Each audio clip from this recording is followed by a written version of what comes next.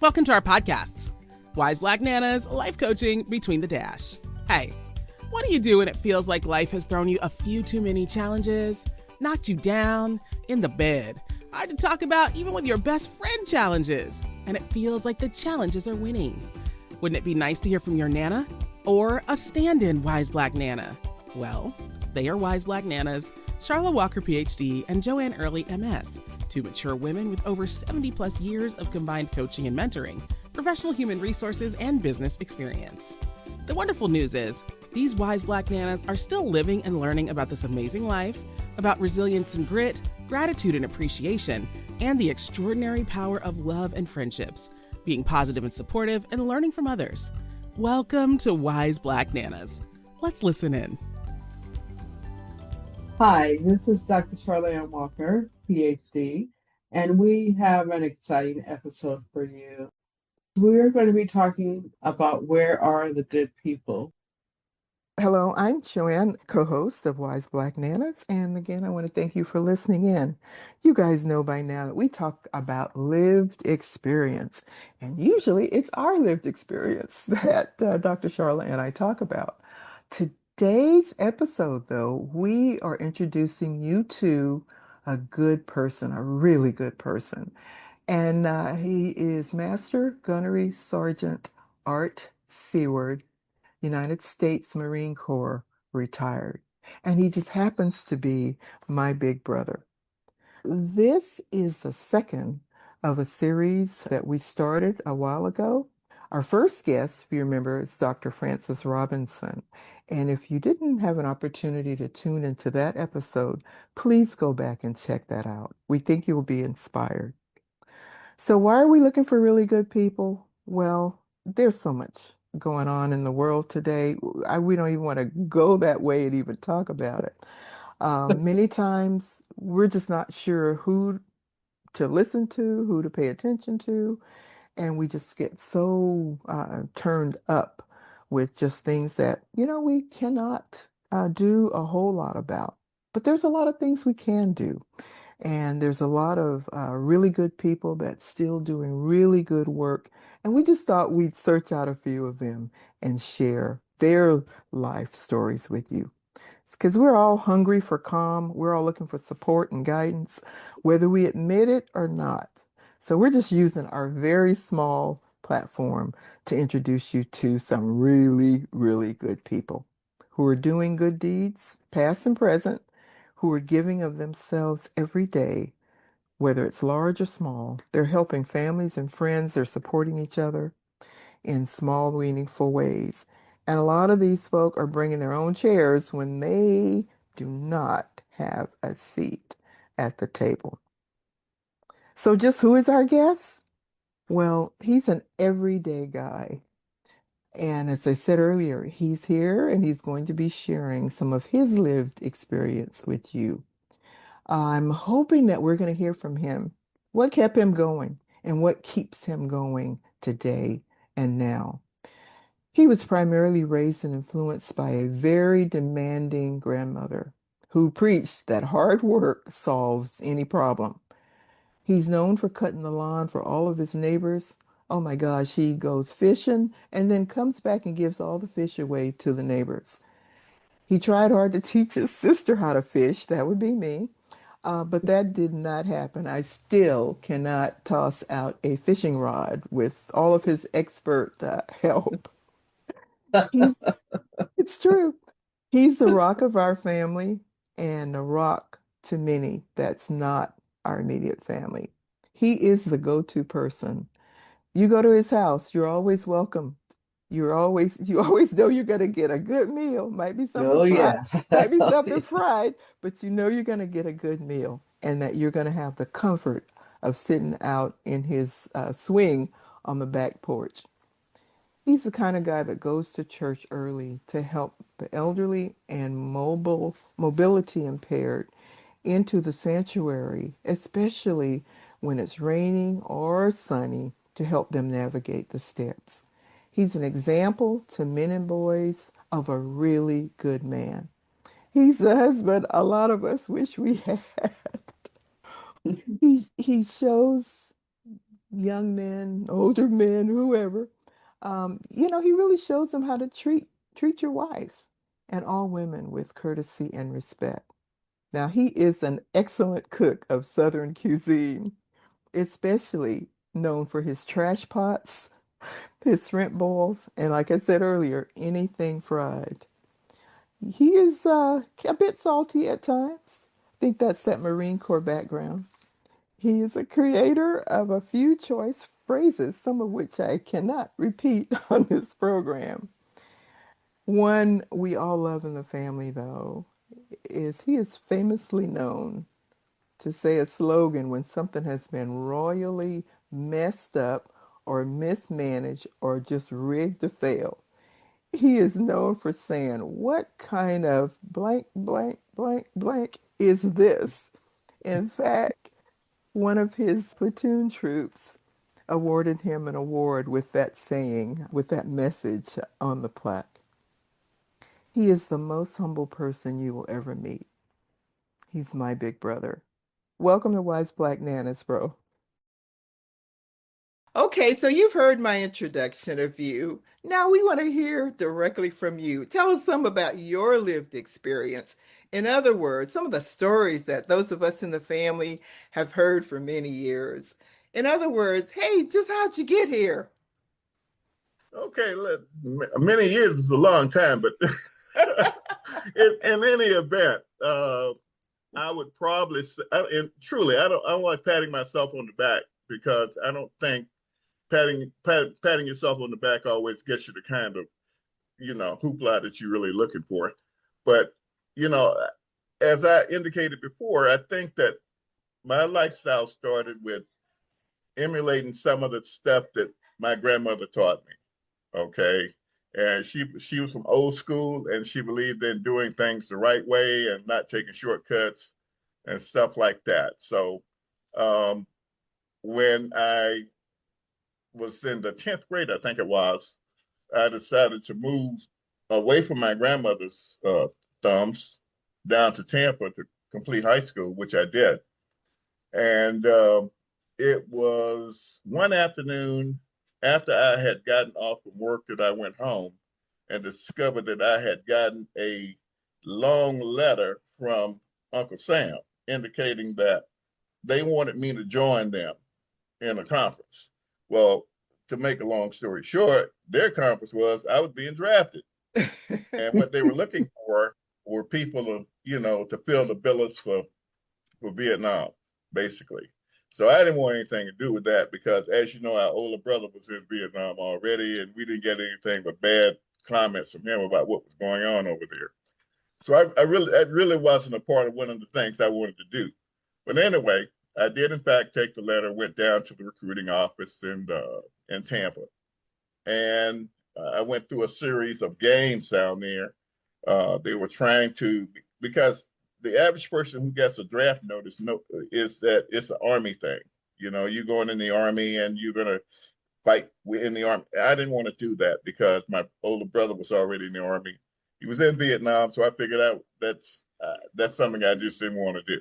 Right. So I went through a series of interviews with various recruiters and ended up going into the Marine Corps.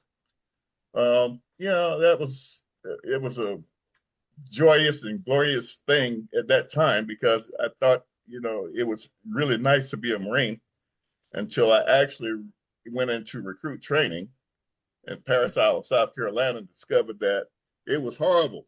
It was almost like being a convict, a prisoner Wow. in a prison. But Wow. I didn't understand the concept at that time, and I know it was after a period of time I understood that it was orientation program. And their way of orienting someone to their way of thinking was full force, straight ahead, no left and no right turns, just straight ahead. You do what I tell you to do. You don't have anything to say about it, and we're in charge. Mm. So, I went along with the program, got beat up a lot because during that time, we're talking about the 60s, the early 60s during that time Yeah. frame. And the Yeah. only thing that they were looking for was a bullet stopper for Vietnam. So Wow. anyway, you were trained tough. You lived a tough life in recruit training to become a Marine, which is a glorious thing um, in the life of any young man. Being a Once you Marine get is through the training, huh? once you cleared the training grounds, you were good to go. If you were given that title or you earned the title of Marine, then you were one of the best things in the world. I mean, best persons in the world, regardless of what they had in store for you. So, I mean, they made you ready for what was to come later on. Yeah. So after recruit training and everything, I went home for a couple of days and, still not thinking about, what was going to happen in the future, what I needed to do or where I needed to go. Because at that time frame, I was only concentrating on getting through what I was in. Mm-hmm. So um, after all of my basic training and everything, and I was told I was going to Vietnam, which I did, this is when reality started really kicking in about my lifestyle. What did I really want to do with my life? How did I want to accomplish things? And could I accomplish things being in the military that I wanted to accomplish, not the military? So I had to make a decision about how I was going to do that. So I decided at that time frame that I was going to go back to some of the things that my grandmother had said, believe it or not, about planning your life and making sure that those things that you planned, which she didn't call it goal setting, she just called it planning. Mm-hmm. The things that you plan for your life, make sure they're not in her own terms. Don't bite off anything bigger than you can chew. In other words, uh, set goals or plans that you can accomplish. Mm-hmm. And once you accomplish those, then you set larger goals for Mm-hmm. something else that you want to accomplish, keeping in mind that everything that you were doing was geared toward you having a glorious and great life. So that was the lifestyle that she had for herself, and I kind of emulated that by doing the same thing, but only I call it goal setting. In my life, in anyone's life, not just mine, I think the only way that you can be, and I don't really think that I'm a successful person because I really haven't gotten where I wanted to be yet. But I would probably say that if you want to get where you want to go, you're going to have to set goals in order to do that, and you got Mm-hmm. to set those kind of goals that you can attain. If you can't attain it, it's not worth setting them because you'll never get to that point. Yep. Okay, so you have to set goals that you can reach, no matter how small or how large they are. You got to do that. And so I based my life on setting goals. What do I want to be when I finish all of this? How far do I want to go in the military? What do I want to do after I get out of the military? Am I just going to be dormant, stagnant, and okay, like a lot of people I know and see around me? Or do I want to continue learning and educating myself and getting smarter about things that I do and making life better for myself and my family if I have one, but at that time I didn't have one. So that's how I actually set my life up. What you just said about goal setting is interesting because in the professional world that that I grew up in, that Joanne grew up, when we talk about goals in our professional world, they always tell us to extend it, to go beyond, Mm-hmm. Yeah. not just what you can accomplish, but you want Right. to extend it. So that causes a lot of stress because you're trying to meet that extended goal instead of what you know that you can really achieve. So Right. that's a learning. I had to heard that before, so I appreciate you saying that. That's probably a learning for our audience as well. So thank you. Yeah. No one ever said that you got it's easy. I mean, life is not easy. But I mean, Right. when you set yourself up for failure, guess what? That's what you're gonna do.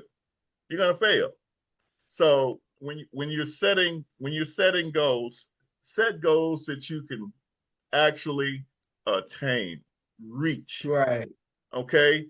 If you don't do that, then you're going to fall to the wayside because you'll never reach any goals. How can you reset other goals if you don't reach the initial ones that you make? You can't do that. Agree. And you got to bite small pieces off until you get where you Yeah. want to go. Yes. Yeah. Yeah. And this is one thing that I used to preach to my kids in high school. Hey, look, this is what do you guys? I mean, you're 2 years from 3 years from becoming an adult. Graduating. What are you Right. going to do with your life? Yeah. I don't know. I haven't talked to my mom and dad about that yet. Well, it's not about your mom and your dad. It's about you. Okay, so what are you going to do to make your life better? What do you want to become? What do you want to do when you leave after high school? You know what I mean? But Right. life throws so many curves at you until sometimes it's like you just want to take a back seat sometimes and say, hey, look, man, I mean, every time I set myself up to do this, that, or the other, all of a sudden there's a stumbling block in the road that's telling me to go around, stop, and go back, or something like that.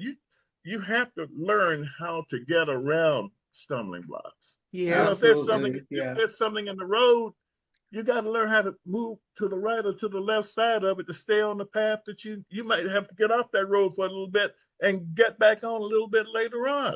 Right. But you don't quit. You don't totally stop. agree. Yeah. And one of the things that I used to have a lot of kids in my classes whose parents were divorced or separated or whatever. And they were really problems for other teachers. And they would send them to my class. My class actually was like a dumping ground for teachers who couldn't deal with kids and what they were going through. And this is your ROTC? This is your ROTC? Okay. Yes. And one of the big things, college ROTC too, believe it or not, when I was at Florida A&M University and Florida State and TCC, or TCU. And it was basically, it's just a higher level of kids with problems because they had no path set for nothing. All they know is that they're in a program with the aspirations of becoming a naval or a Marine officer, and they didn't know what was going. They had no idea what they were going to do afterwards. I said, "Gee whiz, you guys are college kids, and you don't know where you're going. Or you might know where you've been, but you don't know where you're going." Yeah. And they said, "Well, you know what? I never really thought about that." Well, if you don't think about that, you're not going to get there. Okay. Right. So it's the same thing with high school kids. I used to have them ask, well, I can't do this because my parents were separated, divorced. I have no dad in my home. I say, well, guess what? I said, I don't consider myself being a success either. I said, but guess what? My parents weren't in my life as much as probably your parents are right now. I said, but I didn't let that stop me. I said, I didn't use that as an excuse or crutch to get around on because my parents weren't there to babysit me throughout my life. I said, that just doesn't happen. It just doesn't happen. If you think that they are you crazy? But it just doesn't happen that way. Mom and dad, they have their own lives, Right. And sometimes we're in it, and sometimes we're out of it. That's right. So that's right. And the other part of it is that some of them don't know how to plan. They don't know how because one of the problems is that we have babies having babies. Right. We have these young parents out there. Some of the young parents they have kids that are in high school and they're almost the same age. Well, not the 10 same 15 age. years older than the kids. Yeah. So how can they possibly, if they haven't had any kind of instruction based creating good lifestyles for themselves as a child. So what are you going to teach your kid? Right. They don't have the models like a role model or someone that they can point to say, okay, this is an example of, this is what I want to do. This is, this is some information that I can take in from someone that I trust. Yeah, that not only absent back then, but it's highly absent when you think today a lot. Right. They're caught up in the system. I was involved in the system is their planning tool.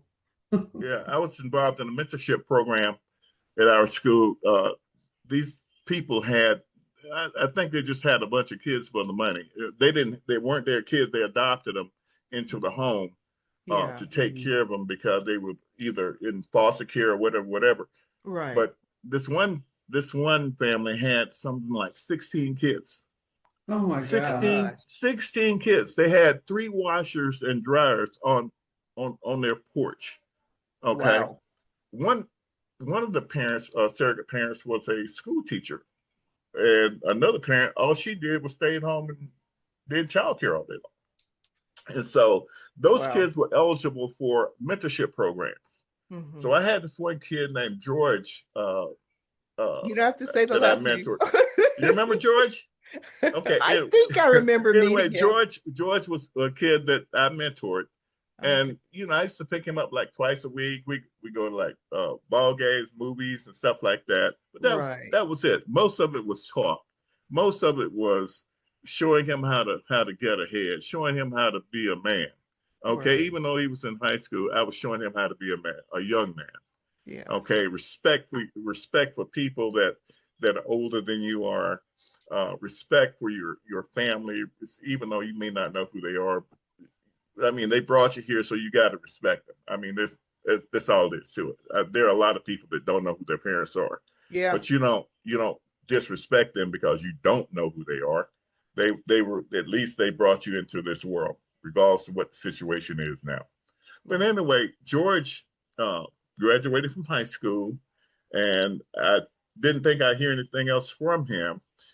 Actually, the boy actually went to college. 4 years later, he came back. So, I mean, just unreal. And Wow. he said, Wow. "Thank you, Mm, thank you." thank you. Yeah, Wow. but George was just one of those people. Um, but when you do stuff like when you help people like that, yeah, you just feel so good inside. It Yes. made me feel good inside. Right. Um, Right. you know, I think that life is something bigger than about being yourself. It's about servitude toward other people and people in your life and Yes. people around you. Yes. Life, you are a servant. You're a servant to other people. And you need to do that with joy because that's what we're here for. Okay. Yeah. To help Yeah. other people or people that can't help themselves and try to show them a little bit of light. Say, okay, this is what you should or should not be doing. You can either take it Right. or leave it, but it worked for me. Okay. And Yes. if you tell me that I am so happy that you're the kind of person that's in my life, and apparently you think it worked for me as well. So, Yeah. but anyway, Well, I can attest to when I lived in Florida for those years that we'd be out at the Publix or at oh my the God. Winn-Dixie, and you would see, or some of your students would see you, and they would just come up and giving you a hug, and I'm thinking, what the Yeah. heck? You know? Yeah, that is. My wife says, you know what? I hate going places with you. Anywhere in Apopka or Altamont. I hate going places with you. She said because people always put me on the spot. Like, who's that woman walking up grabbing my husband? All those kids. And I said, this is one of my kids. From whatever year it was. I worked with them in school, but that's just the way they feel because I always treated them like people. I Yes. always treated them right. I always respected them. I don't care if they were kids. You still have to respect kids. I don't care if they're kids. You have to show them a certain amount of respect for Yeah. them to respect you. Yeah. So that's Absolutely. I told her, I said, you know what? That's the reason why they do that. She said, hey, I totally understand. I'm just saying that I hate going to police with you because kids always put me on the spot. Well, it did kind of knock me back a few times, and I'm thinking, huh? How do you know Yeah. how do you know my brother? And of course, then the kid Oh would yeah. launch into a story about when they were really feeling down, how you helped keep Yeah. them up. And And talk to them and yeah, you know, yeah. Very inspiring. well, it's It's one of the very things where because there's so many inspiring. crazy things going on in the world, I never talked to a female by myself. Yeah, We never, just to keep things straight. right. I would always have other kids in the room, or Yeah, a yeah, kid of the same sex, or if it was a guy, kid of that sex, I would never go one-on-one with the child by themselves. Yeah. Because, like I said, there was a lot of stuff going on during that time frame about teachers molesting kids and stuff like that. I couldn't deal with nothing like that. I didn't want to be accused of doing nothing like that, Well, it's because what always I was wise. offering the kid was all good. Right. Yeah. Right. Yeah. Right. Same Wow. old thing I preach with my family. Uh, yes, we know. Yeah. Well, as you know, our brother was a card. So Yeah, yeah. he, And and yeah, speaking of our brother, I've shared, throughout various episodes, I've talked a little bit about him. yeah, I will always admire you for how you kind of took charge of him when he was incapacitated and dealing with a serious illness, and right. how you just did not let any of his past treatment influence No. your oversight of him. How'd you? I still You know what? trying to Every reconcile with it. How did you get through it that? was a battle sometime between what I should or should not do, or how I should or should not treat him. Right. And he didn't help the situation very much himself. Nope. I'm sure you remember. I'm sure you remember the incident at my house where he disrespected my home. You Yes. know, with you guys, you and Cheney, and I was very, I really was very close to getting physical with it. But, I understood that he was under the influence, and, you know, but, my wife and I have this saying that, if you really want to know what somebody think or want to say about you, get them drunk or get them angry. They're going to tell you the truth. Okay. So I don't know if in his own mind whether or not that's the way he was thinking or Yeah. what, but it Yeah. really it that really made me upset with him. And then Yeah. the incident at our mom's funeral. Yes. Those two things I still remember and I can't get them out of my mind. Right. However, I could not let those two infractions guide me toward the way I should treat him. That's not what God wants us to do. You don't treat people the way they treat you. They treat you bad, you treat them great. You treat them good. Right. Somebody curse you, you said, I'm gonna pray for you. Like I had an incident not only with my brother, but my sister also. Uh, you know, And I mean, she called me everything in the world. I mean, that you could possibly call somebody. I mean, talking about foul language, and it's just something I don't practice. I don't use language like that. I don't curse people. I don't, call them names or anything like that. And I'm thinking that, why would you say something like that for no reason? Right. Well, and it's an alcohol thing. I mean, if you're doing alcohol, you don't care what you say or do. And basically, our brother, he was in a state of mind like that, to a point where I think, other than Alzheimer's and dementia, I think that the alcoholism had a lot to do with that. Yeah. Yeah. So he knew he was sick, and what he asked me, he says, I know you don't like a lot of the things that I've said and done.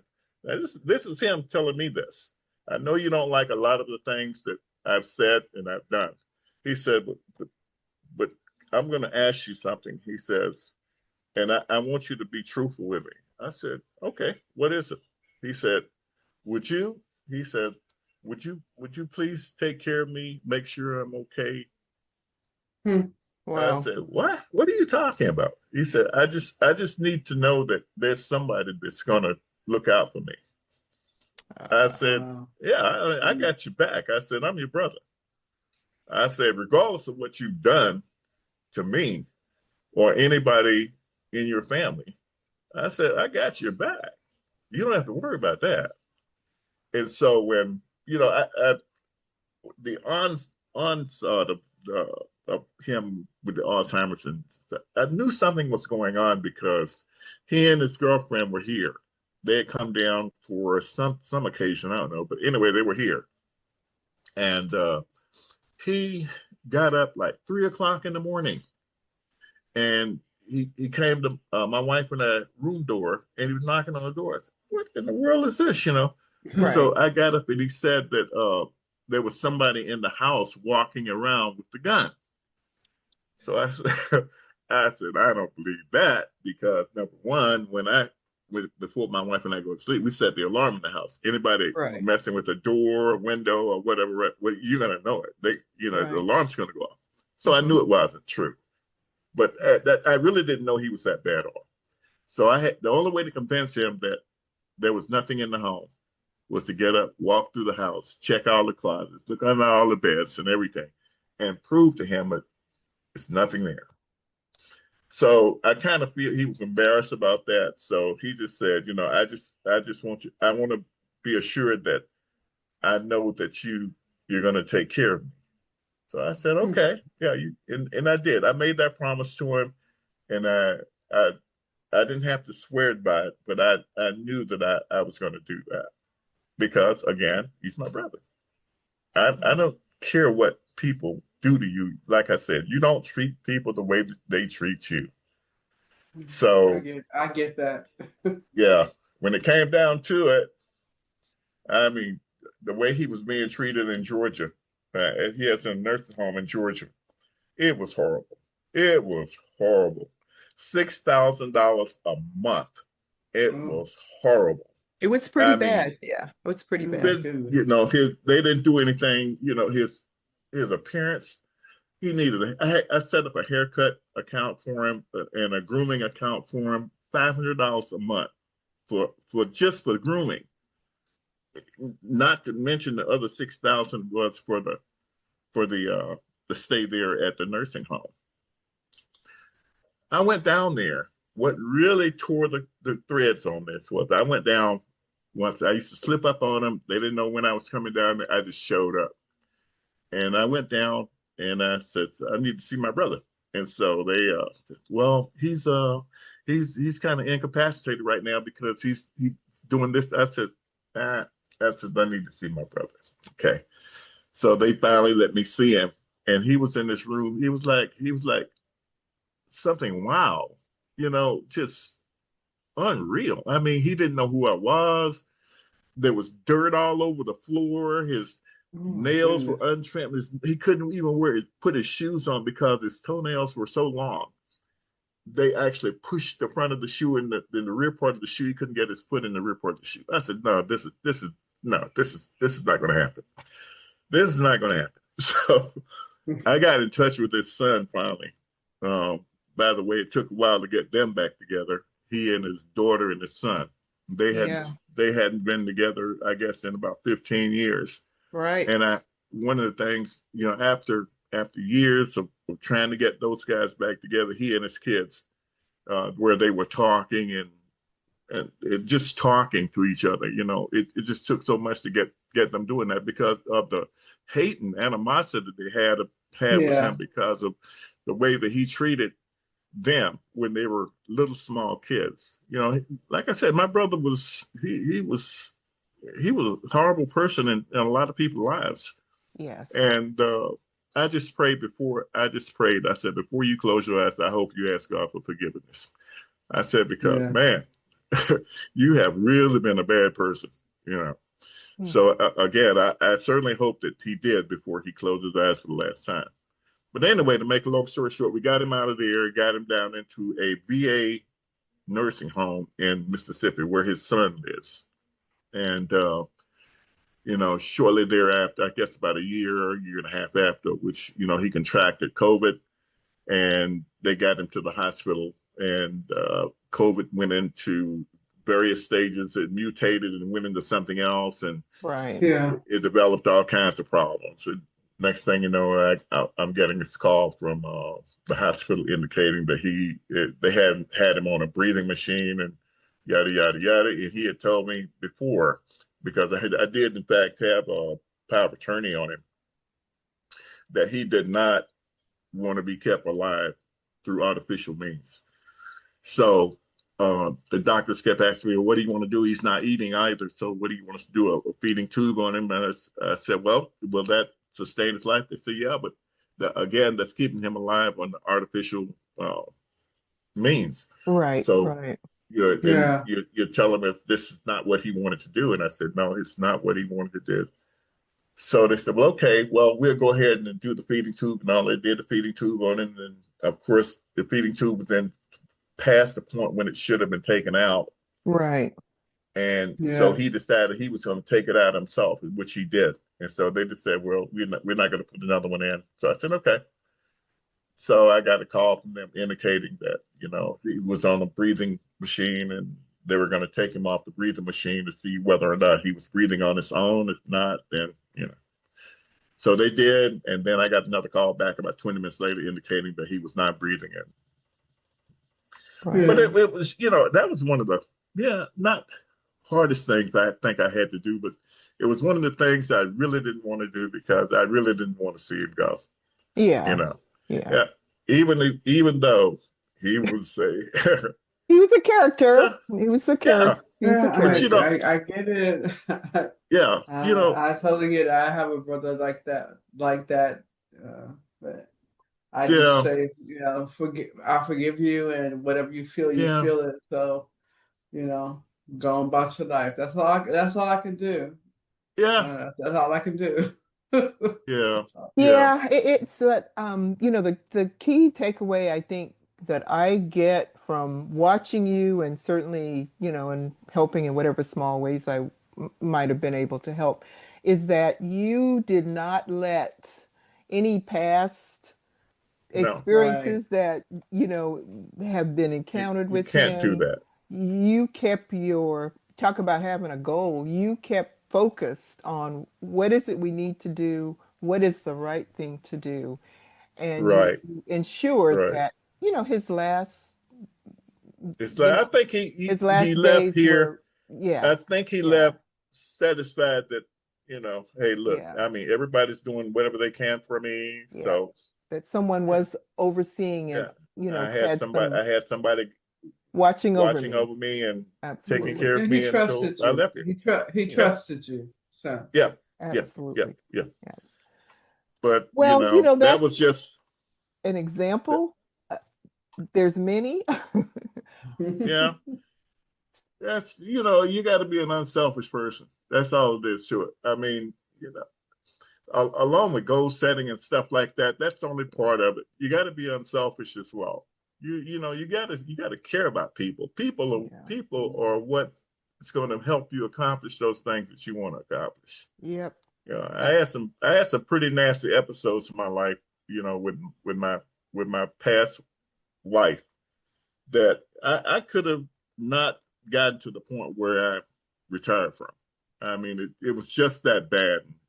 I'm not saying, yeah, it was bad, but uh, fortunately, I had some good people in the military that really liked me and liked the way I like my leadership style. And they were always there in my corner to take up the slack and say, okay, we know that there's some bad stuff going on in your life, but we're not going to let this affect your military career. hmm And they didn't. And I had a lot of independent duty where I worked with a lot of civilians. Um, I worked at three major three colleges and universities, one high school. But I was attached to other civilian entities that were assets for the Navy and Marine Corps. Uh, mm. that of course that's where I met my wife Phyllis. Was this the shipbuilding Yeah, company down in Mississippi? Okay. yeah, it's the world's largest shipbuilder, Angle Shipbuilding down in Pascagoula, Mississippi. You probably Mm, heard about the Pascagoula squirrel, but Yeah, that's the only place I know in this whole world where they sell canned buzzard. But So what? canned buzzard, like the buzzards that fly. Can't, but As Canned. in They're like, vultures. they like to I put never heard of canned. that. Yeah, they Like the sell buzzards canned. that fly around. Yes, canned buzzard Who would meat. want that? This is the Pascagoula, Mississippi. That's where you buy that stuff at. But No, Canned thank you. it's We'll pass. huh? Okay. We'll pass on that delicacy. Oh, yeah, well, I don't know if it's a delicacy. I never had a chance to eat any of it, but it was. I could not believe that they. Yeah, it was a thing. You can ask my wife about it. Canned buzzard, Do they but still make it? I don't know. I have no idea. But I could probably find a can or ask my mother-in-law because she could run up on a can and send it to you. No, But we'll pass on that. if you, but Canned anyway, buzzard. uh, Phyllis was working for the U.S. Navy when I met her, and it was really strange because she thought I was the meanest, nastiest, honoriest Army guy in the whole world because she said that I was overbearing, which I wasn't. She said that I was very pushy, which I wasn't. And I just told her when I first met, I said, you know what, I'm gonna marry you. And she said, you don't even know who I am.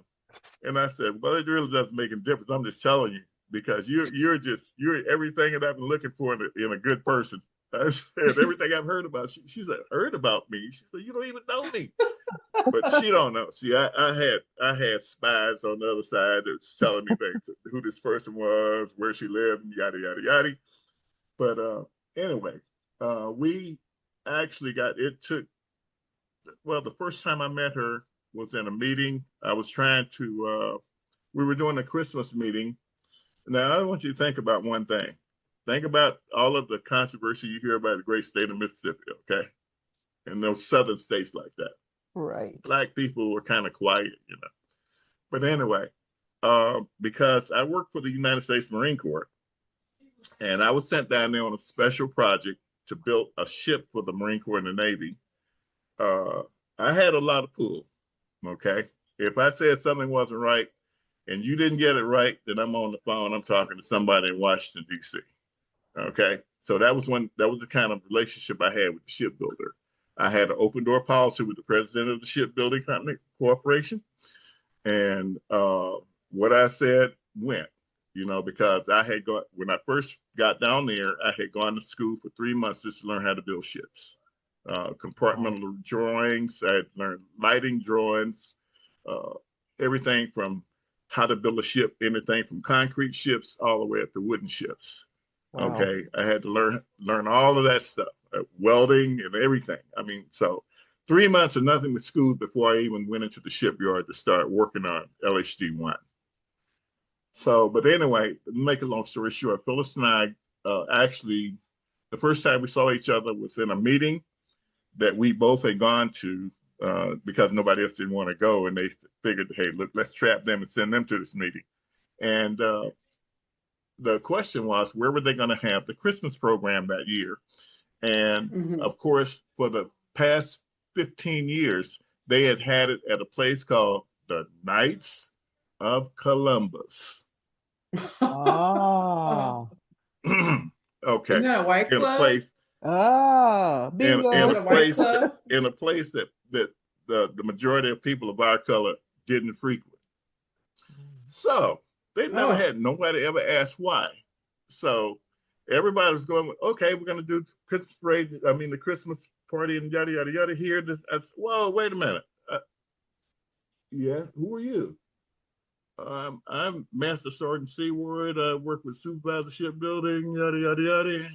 Ah, okay. Well, you have a suggestion? Yeah. Why are we having it at Knights of Columbus? You said you don't get any participation out of people of color. You ever wonder why? And then everybody just went. It was like everybody just went. You could hear silence aboard the room. Like, oh my God. No one had ever asked the question. Somebody just challenged the norm. And so I'll never forget this little white lady. Her name was Norma. And so and Norma, she says, well, you know what? She said, I really agree with him. She said, why do we have it at the same place all the time? That's the reason why we don't get no black people. So Good job with your invitation. she just put it out there. So, of course, they had it at the Knights of Columbus. I was outvoted because, it was a vote thing. And so Phyllis and I were the only two black folks in the meeting. So, I'm looking for a little bit of support. Like, hey, don't you agree with me? And I'm looking back at her. Hey, look, raise your hand. And she goes, I don't want nothing to do with this. So, so I was really upset. And so I said, well, okay. I said, I'm going to ask her after the meeting, why didn't she vote for it? Right. So, a couple of people stopped me prior to right after the meeting was over. So I couldn't get to where she was. So she ran out of the meeting, ran downstairs, jumped in her little Navy van, and left. And I didn't see her anymore for 3 months. And 3 months. And so, like, I've told this story many times. So I was over at one of my shops where some of the items that actually go aboard the ship, like for marine items, like rifle racks and stuff like that. And they had this little food truck out in the area there. It's called a Running Chef food truck. Yeah. And so I saw her again. And I walked up to her and I said, hey, who are you? And so she said, you talking to me? I said, yes, I am. Who are you? And she said, my name's Phyllis. I said, okay. I said, well, I was just curious as to why you didn't vote with me at the meeting. She said, I don't want anything to do with these white people. She said, because they're all crazy. And she said, I got to live here and you don't. And she said, that's why. I said, okay, that's it. Enough said. I understood. And so I said, by the way, I said, you want to go to dinner? So so she said, what? She said, no. So I said, okay. So I didn't hear anything else from Phyllis for another 3 months. Not a word, nothing, nothing. And so all of a sudden, I'm in my room. I lived at this place called this Navy housing area called Lakeside. Yeah. So I don't have any idea how she got my phone number or anything else. None. I mean, no way. There's no way unless somebody was giving her information. But anyway, my phone rang. I was getting ready to go out and get some dinner. My phone rang and and I said, hello. And so she says, hi. And I said, hi, who is this? So she said, oh, you got so many women in your life until you don't even know who it is. I said, no, that's not true. And so she said, well, this is Phyllis. And I said, oh my God. Okay. So she said, how would you like to come over and see me? I said, I would love to. So, so we were talking and hung the phone up, and she never told me where she lived. And so I hung the phone up and I said, oh my God, I don't even know where this lady stay. And so she called me back. She said, do you know where I live? I said, no, I don't. So she showed, she sent her brother over to pick me up to show me where she lived. But anyway, for then on, the relationship got stronger and stronger and stronger. And we ended up How romantic. actually I know. together. And what, 32 years later, right? Yeah, It's like, we were actually together for 8 years. We dated for 8 years. And wow. the other years, the other 24 years Yeah. was marriage. But But it was 32 years later. and Wow. never had one argument yet. I know you talk about that a lot. So how does that No, work? How well, does that work? that's good because it's not that we always see things together that eye to eye. I mean, no one ever see eye to eye about everything. So, Right. but it's one of those things. Where, why should we walk around angry with each other and making each other feel bad because we don't know how to talk to each other? And so we don't practice that. We don't yell. We don't scream. We talk. There may be some things that she doesn't like about what I did or what I don't like about what she did, but we talk about it. Okay, I don't like the way that you did this, or why did you do this? Mm-hmm. Well, I don't know why I did this. I'm sorry if it hurt your feelings or anything. That's the kind of relationship that we still have after 32 years. Mm. And you don't have to live in a flammable relationship to enjoy your family. That's the good Right. part about this is that, man, you can enjoy your family by treating each other the way that you should treat each other. Okay, Right. and God teaches us to do unto others the way that we want them to do unto you. You know what I mean? So Yeah. I don't care what uh, Hmm. how Called bad good things get. communication. We've never been in, the only bad situation that she and I have ever been in is that she moved to North Carolina with me in '89. Yeah, '89.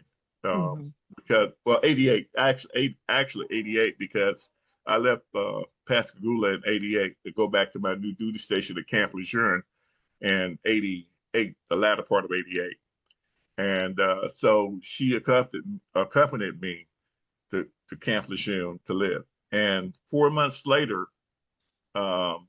fortunately, I had a chance to switch all of my assets and everything over to her so that she could live and subside while I'm gone because of the Saudi thing, Hmm.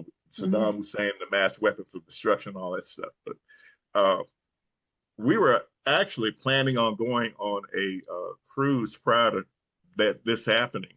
And so we Wow. were actually out training, and we received a call from the base itself indicating that we need to come back to the base and get ready for deployment. I mean, like Wow. very very soon, like 3 days later, that we Gee. will be Wow. on a ship. Poof. Yeah, I mean now Phyllis, we just moved, she just moved here. She doesn't know anybody. She doesn't know anything about military life other than what she saw when she was working with the Navy in Pascagoula. Right. So I had to quickly get paperwork in order, switch things around so that if something happened to me, that she would reap the benefits from Right. my death or whatever. Right. But I also had to get life sustaining benefits and stuff squared away so that she could deal with being by herself because I had no idea how long we were going to be gone, and that's about being a Marine. You don't ask questions about how long you're going to be gone and when you're coming back. It's when the war's over, that's when you're coming back. So got everything squared away in 2 days. The third day, we were on a ship on the way to Saudi Arabia, and Mm. she's just there, Wow. like what am I going to do? Well, you have financial assets. You're good to go there. You have a place to live. Right. You're good. Okay. Wow. So I'll hook it up so that other uh, dependents will get with you and kind of help guide you through what's really going on. Right. We were Right. really really fortunate because uh, the colonel that I work for, his wife actually hooked up with Phyllis while we were gone. And every time there was a meeting on base, every time that there was something significant to be said about what's going on overseas with our unit, Right. she was notified. She was notified. She went everywhere they went. She was notified every time something happened. And furthermore, Phyllis was the only one who could contact the ship by phone when nobody else could. So Oh, she knew how to I'm do serious. that. She could Yeah. call. She knew all the country calling codes, Right. and she know the country calling code. She know the code for our ship. And we were in Dubai or Abu Dhabi or someplace like that. The whole ship's hearing this announcement. Master Gansey will come down to the radio room. You have a call from Phyllis. I said, "Oh my God, man, you got to spread that all over the world like this." But she In was the other only words, one. she can track you down, right? Oh yeah, it really got so bad until like the guy I worked for, he said, "Could you ask Phyllis to contact my wife so she could, give her the information so she could call me or whatever, whatever." But that's the kind of person that she's real techy.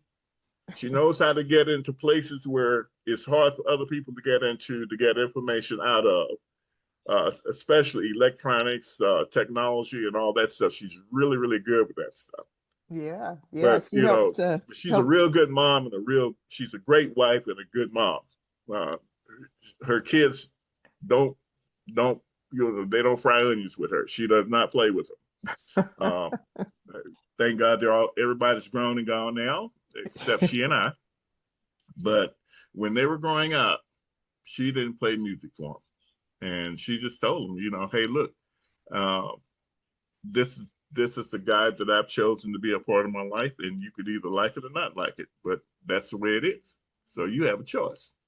Because sometimes kids, well, you're not my dad, now yada yada yada. So Right. she said, fine. If he's not your dad and you're not going to accept him as your dad, he never said he was your dad, but he's trying to teach you guys how to become young men and young women, and he's trying to do it the right way. If you don't want to accept that, then you can go back to the lifestyle with your real dad that if you really feel that way.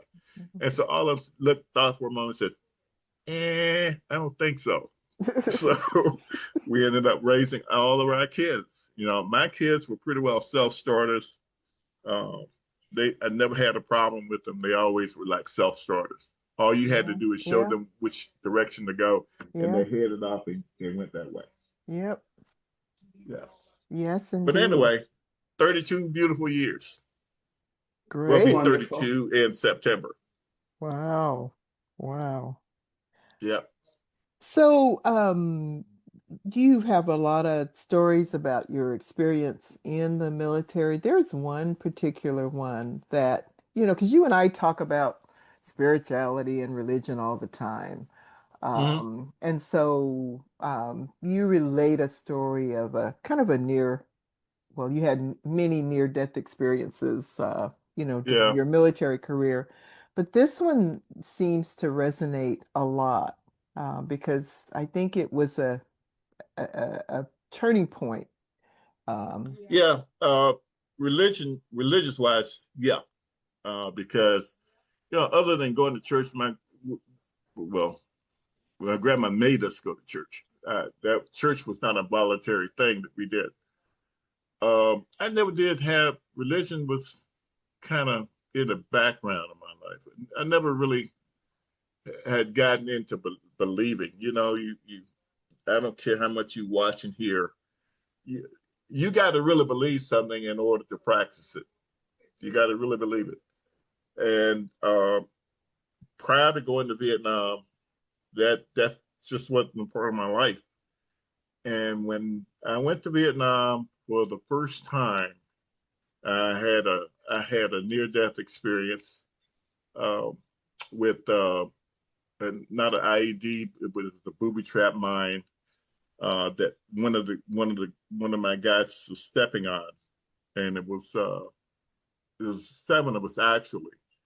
A new platoon commander, second lieutenant, straight from the States, not knowing anything, but he's going to tell us what we need to do. And we've been there. In my case, I had been there over 13 months because I was working on a 17-month tour. So, and that was what they call a grenadier. I carried a M79 grenade launcher, and I was always the point man. I was always the first one out there, know where it's land. All right, see, what you go out there, and if you draw fire, we know what to do. Yeah, if I drew fire, I'd probably take half of the people behind me with me because I'm carrying 70 grenades wrapped around me. I'm a walking bomb. But anyway, we were standing there being briefed by this lieutenant. He's indicating how he wanted us to go back in. We were going to use a wedge going back in, which is a military tactical formation. We're going to use a wedge going back in. And of course, I was going to be on point. And all of a sudden, it was like something like said, get away from there. Move now, right now, not move now. And I just turned around. It was like a big oak tree about 50 yards away. And I just turned around for no reason and just started walking toward the oak tree. And the lieutenant, no one in that meeting said a word about like, see, where are you going? And we're in a briefing. Where are you going? And the moment I took my first step in that direction, it was like I was in a glass dome, with a zipper on it. Like I stepped into that dome, and everything just went zip. And then there was no sound. There was nothing. I couldn't even hear myself walking. Nothing. And then I got over by the tree, about 2 steps away from the tree, and then it's like this thing unzipped, like zip, and then I could hear stuff. I could hear people, and I could hear talking. And then the lieutenant said, "Sayward, where are you going? We're still breathing." And I just grabbed myself like, I don't know why I'm here. And I turn around to go back where they were, and this thing went off. Boom, killed 6 of them. And I mean, decapitations, the lieutenant was blown in half.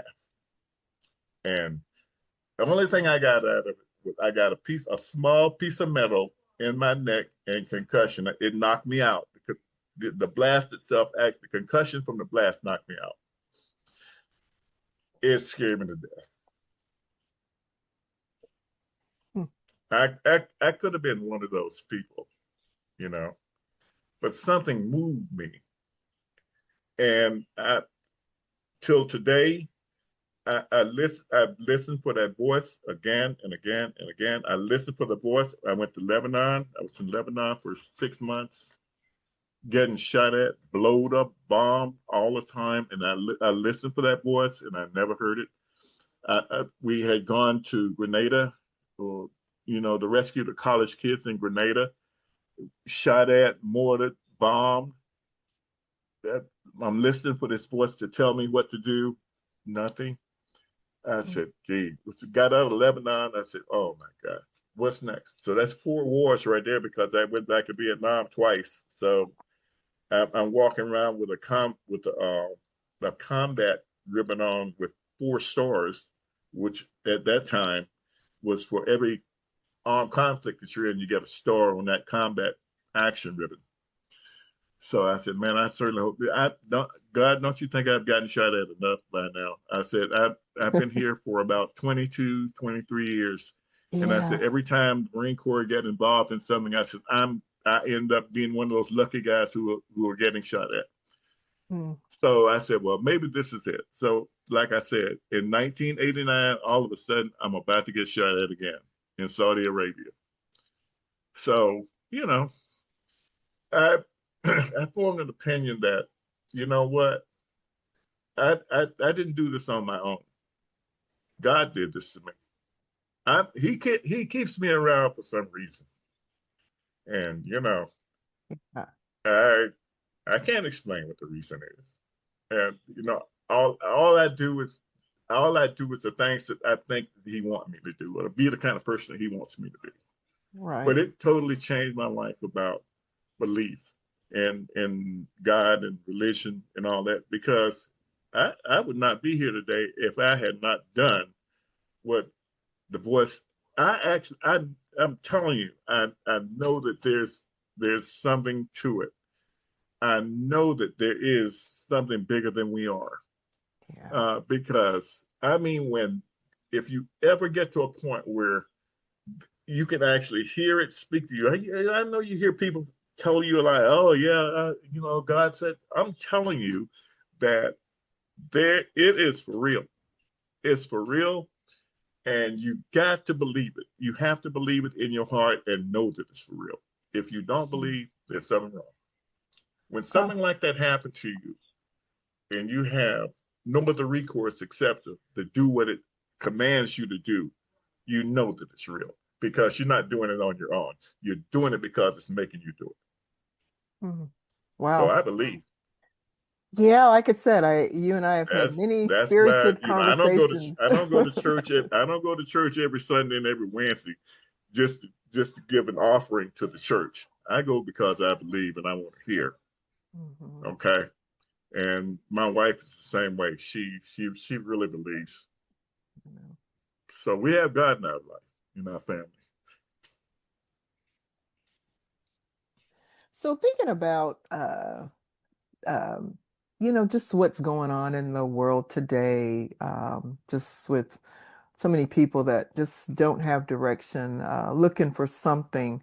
Just what advice? I know we talked a lot about goal setting. What advice, other advice, would you give, to young people, that really is relevant for today? Believe in yourself. Believe in yourself. Yeah. Believe that you can accomplish anything that you set out to do, but it's not going to be always an easy road to travel. And you're not going to always accomplish everything that you want to accomplish, but you don't ever stop trying. That's it right there, is Mm-hmm. you never stop trying. You set goals that you can reach. Once you reach those, Mm-hmm. then you set higher goals. Mm-hmm. Once you do that, you set more goals. Your life should be that of goal setting and accomplishment. Okay. And that's the only way that you're going to get ahead in this world. Nobody's Mm-hmm. going to give you anything. Hmm. So what inspires you today? What inspires you to keep going on, keep working? I didn't want to live a life like I had growing up. Mm-hmm. That's my big inspiration. I don't want to be like it. I don't want it to be like it was when we were growing up. I want it to be a life that where I'm comfortable, a life where I care and people care about me, and uh, be the kind of person that people not necessarily look up to, but emulate. I don't brag on myself. I don't need the brag. Okay. Uh, you can either do some of the things that I've done, or you don't have to. It's all about you, because Mm-hmm. everybody's different. Everybody's got different ways of getting where they need to go. Mm-hmm. But for me, that was a route that I took, the goal setting route, because I, primarily because I didn't want to live the kind of lifestyle. Want my family to live the kind of lifestyle that we lived coming up. Mm-hmm. That's the big thing, you know. And I think the majority of people who are in those kind of lives right now, young people, you know, Mm-hmm. they don't really want to be there, but they're there because they don't know how to get out of it. Yeah. Just one other thing, really quick. So, Sure. Marines always have this slogan, simplify.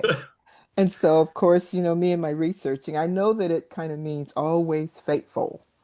A guy Um, by the name of Charles Crawley in 1883 uh-huh. adopted a Latin term called semper fidelis, which means always faithful. Yeah. And for the last 250 years, that's been our slogan. That's been our emblem. That's our motto. Semper fidelis, always faithful. Marines don't leave Marines behind. They look out for each other. They they take care of each other. I don't know about the Army, Navy, Air Force, and all that stuff, but I do know that Marines look out for each other. In 1990, no, I said to be corrected. In 2004, that current commandant in 2004 amended a Marine Corps order. It's a Navy/Marine Corps order that says, once a Marine, always a Marine. Well, and it would be hard to see that, to ignore the emotion Yeah, in your voice because um, I know, and Dr. Charlotte's had a chance to meet you in person at your house yeah, herself, that you are very serious about, your beliefs, who you are as a person, and what you project as a man and as an individual.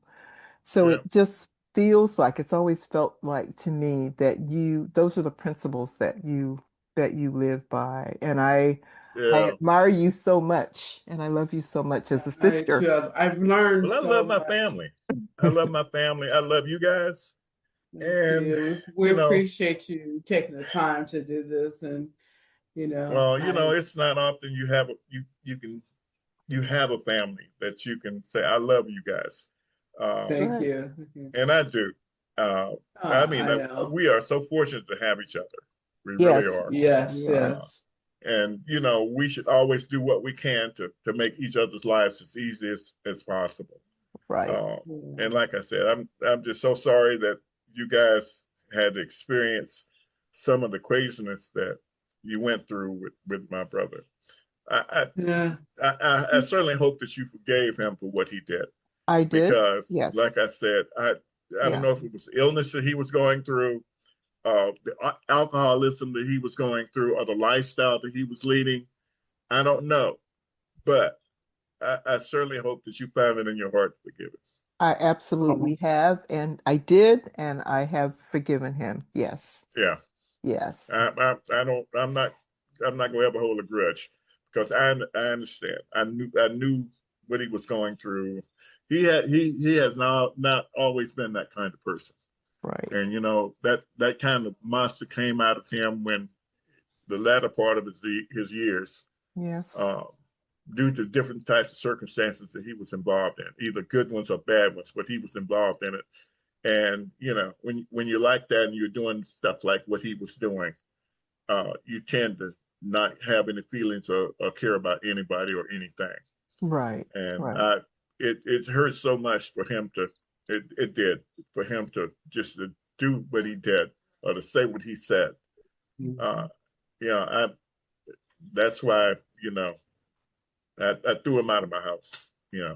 And I because remember. he had oh yeah, I threw him out. I threw him out of the house, and he and his girlfriend. I told him, I said, well, because you didn't drive down here and you caught the bus down here, that's not my fault. You're going back to the bus station. So, Right. yeah. So my son and them, because they were here, they took him down to the bus station. He and his girlfriend said, Right. "Serenata, you're out of here."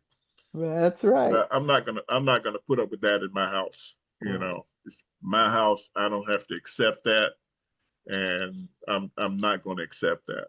Right. It was wrong what he did, and I am so sorry for what he did. But you know, Well, Well, I we, didn't have the opportunity to meet your brother, but just talking to Joanne and listening to you, I can understand. I have a brother that is um kind of on that same kind of road, and Joanne has talked me through the forgiveness part. He's kind of yeah, one of those that knows everything but doesn't know anything. But absolutely, a yeah, younger brother, and I do have a brother that's in the military, and hopefully when he gets through with he's in the Masons or whatever the red hat hmm is, and he's in the fraternity, so he's busy with some activities. So Mhm. hopefully he will get him on later on, because his story is similar to yours from high school, Wow. been raised by grandma. It'd be Wow. interesting to see what the correlation, serving in Iraq and Afghanistan. So that was right, right, Wow. Well, man, I keep saying this is our last thing, but we have to talk about you did fail in one thing, brother. You did not teach your sister how to fish. I know you tried Well, I you mean, tried I hard. didn't remember what I just said about goal setting. You can there are I things can't that fish either. I there are don't like some bait things and that you hooks or just can't make nothing. happen. I mean, as much as you try, that it's just not there. But I certainly hope. I would have thought that you could fish anyway, because we did a lot of that when we were growing up. But Not I don't with all know. those fancy reels and rods that you have. I Oh just my! couldn't get the hang of casting and throwing out the line Oh and no, I can't do that. give me an I'm old at a reel. point where if I buy another fishing rod or reel, I may have to get me a man cave. But Yeah, yes, I uh, think you would be in trouble with your I think wife. I'm somewhere around 120, 125 different Mm. rods and reels and stuff right now. Yeah, And I I learned have how to use a saltwater cane fresh. rod, so that's how I learned with a cane rod. Well, So that's my preferred method also, Charlotte, is with a simple But do rod and you you you tie a string remember? on the end of it. But do huh? you remember when we went fishing here, and you were the only one who caught a fish With my old No. old-fashioned with fishing the pole. fishing the collapsible Oh, fishing okay. pole? You were the only one that caught something. Remember? That is No, true. but I I do probably remember. did I do remember that. the novice. We we had so much fun, and there's so many life lessons in fishing, I tell you. There really are. It's relaxing. It's comforting. Oh man. I mean, you can't Patience. beat it. Okay. But you know, yeah, Did we turn the I'm sorry recording about off? that. Next time, maybe you come back down again. We'll go again, and hey, we'll go to a place where you can really catch a fish. That's what I'm Okay. doing Yeah. right now. My little bitty grandson, we got to take him fishing. Okay. Okay. All Yeah. right. I've taken him once, and he didn't catch anything. And he said, Uh-oh. "Papa," he said, "What?" He said, "They won't come on my hook." And I said, "Well, sweetie, you can't." That's not what it's all about. I did everything I could. I put live bait on this little fishing pole and everything, corn off of the cob, everything, beans, Oh you my know, because God. fish they eat beans, they eat corn and all that stuff. And we had live minnows on there, and he didn't catch it. He was so upset. He said, Oh, "Yeah, I Oh. mean, that's how I everybody else was felt. just he and I were down on the pier fishing, and everybody else up at the house barbecuing and everything. Just he and I down there fishing, and we Wow. didn't catch anything." I can see his little face now. Yeah. I really can. So All him right. and his dad's planning for him. He's gonna take him down to, you remember New Smyrna, right? Yes, yes. We're gonna go to New Smyrna probably during spring break and see if he can catch a fish. So yeah, I Oh. hope so. I'm I gonna be hope so pulling too. for him. Get this thing out of the way, you know, with him and this fishing thing he's got. You know, Absolutely, absolutely. And then yeah. okay, I promise we're bringing this to a close. However, you are known for your cooking of Southern cuisine. And again, Charlotte has had an opportunity to be a guest at your home Yes. and sample some of that. So what do you attribute your cooking skills to? I just like making food for people, and Okay. I just like people eating. Um, Okay. I hear that you. I think that's the driver behind everything. Is that I like to see people eat, and nobody's going to eat anything they don't like. It's So true. you try to make food as tasty as you possibly can.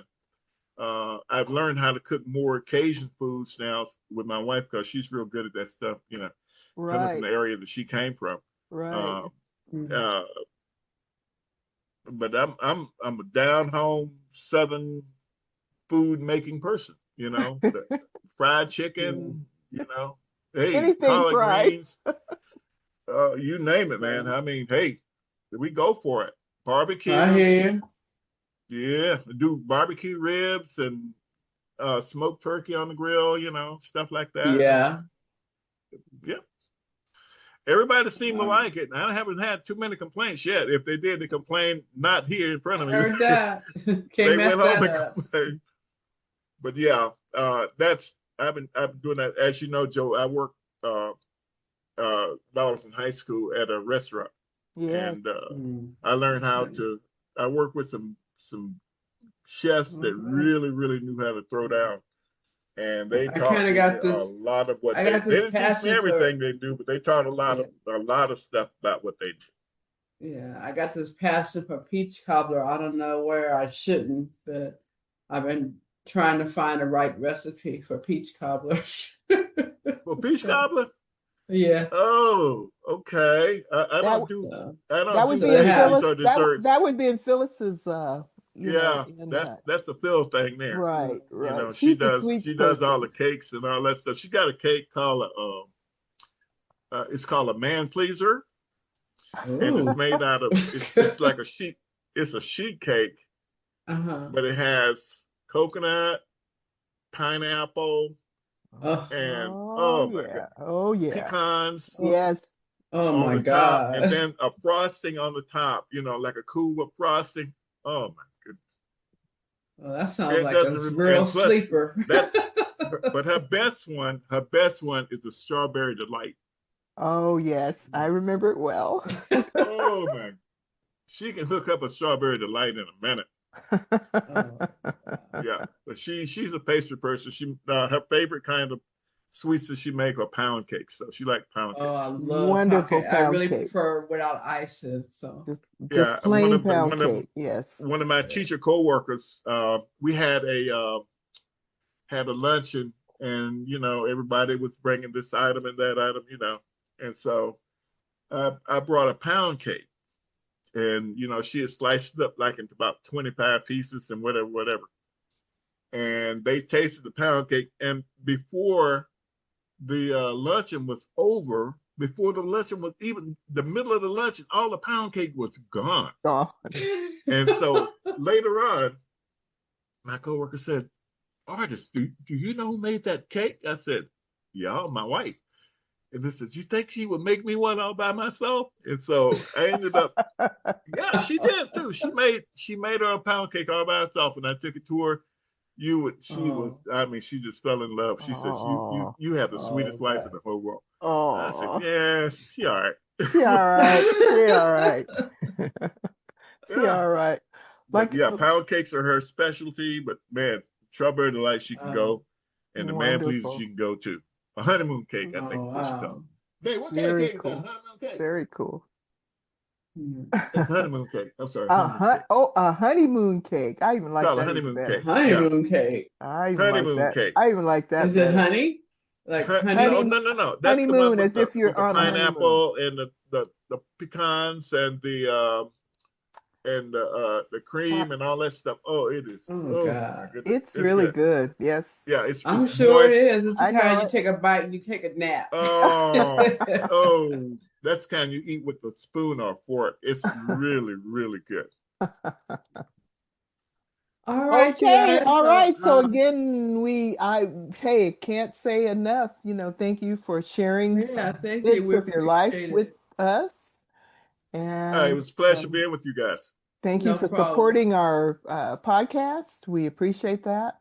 And can't wait to have you back on for another look into your life. And we just thank you so much for your support. Yeah. Another much appreciated. Thank you guys so much. Just the thought of you thinking enough of me to do this with me is really inspiring.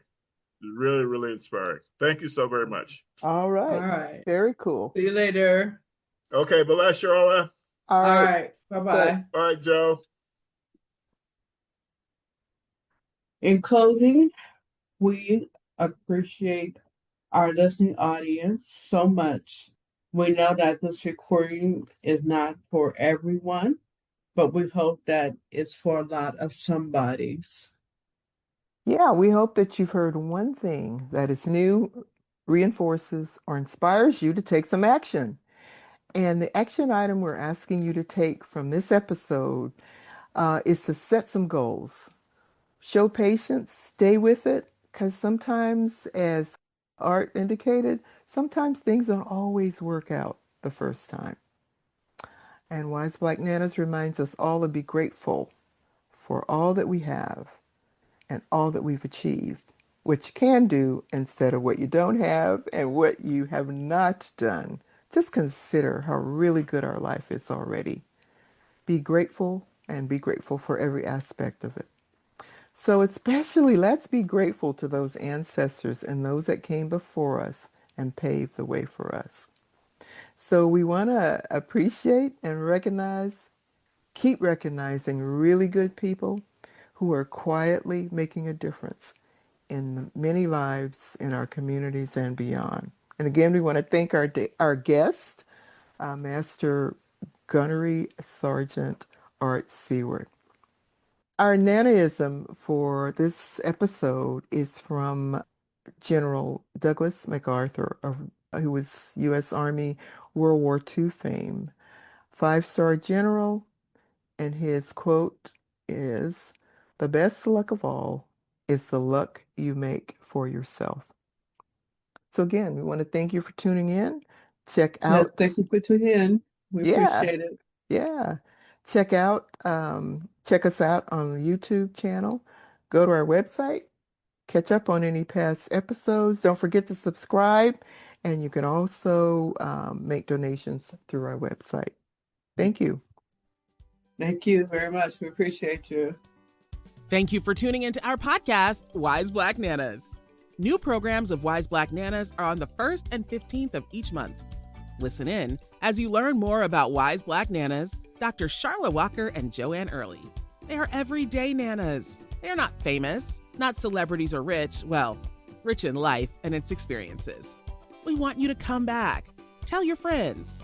So, look for Wise Black Nanas podcast wherever you find your favorite podcasts. Learn more about them and the coaching services they offer at www.wiseblacknanas.com.